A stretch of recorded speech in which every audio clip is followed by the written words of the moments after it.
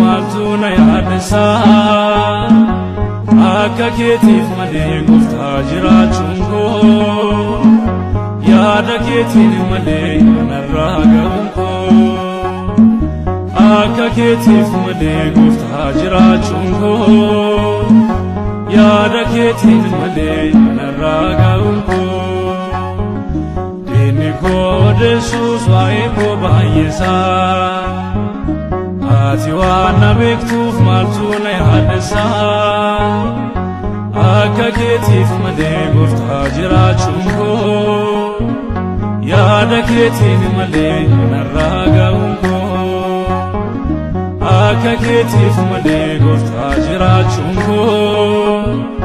yaada keetiin malee narraa ga'uun koo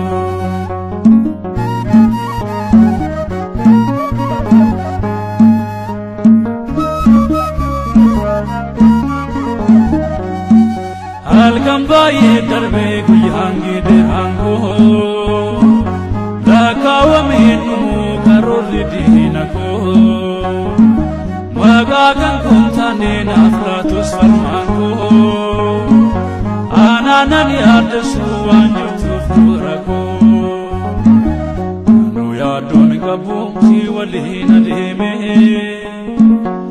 waddeetan galaa laphirraa su'amee anu yaaddoon qabu si waliin adeemee waddeetan galaa laphirraa su'amee diinni koo deessuus waa'ee koo baay'isaa ati waan na beektuuf maaltu na yaadessa akka keetiif malee gooftaa jiraachuun koo yaada keetiin malee narraa ga'uun koo akka keetiif malee gooftaa jiraachuun koo yaada keetiin malee narraa ga'uun koo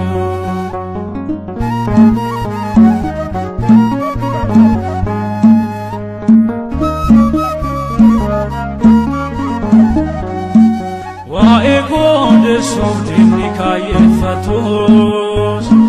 xaala yaaduu akkoon irratti barreessus kan si faana ba'ee ni jaala hundarraa ittiin dukkanaa'u boris ta'e har'aa namni kan dubbatu irra keessa laalee atu kan keessaatii maaltu si madaalee namni kan dubbatu irra keessa laalee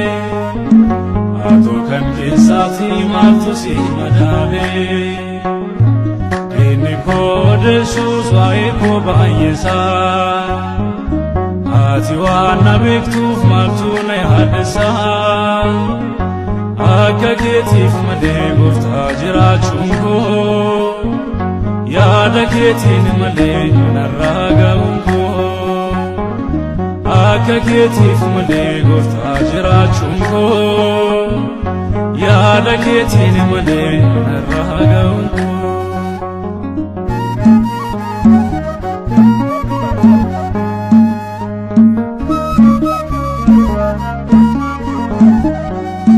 hundumaa koo beektaa ati waa'ee koo jaalalan siif qabu kan keessa laphee koo an sirraan fagaadhu oduu alagaatii yoon kufees nan ka'a ati badhaasa kooti jireenyi si malee duwwaadhaam yaa gooftaa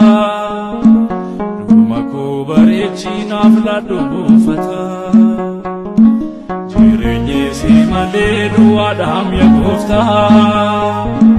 dhuma koo bareechi naaf laadhu buufata